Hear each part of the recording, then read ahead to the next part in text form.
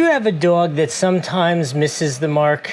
We do. I have a beautiful, now 6-year-old Kason. His name is Kona, and he is the love of our lives, and he is a little bit of a giant pain in the ass. He is almost 100% bulletproof, but 1% of the time, he just decides, I don't feel like asking anybody to go out. This carpet looks great. Let me use it. And as a result, we have been using this for full 6 years that we've had him, and we used it before that. This is the first time I have an opportunity to come to you and tell you about it because I had to buy more. So I thought I'd just drop by and give you my ringing endorsement that this actually works.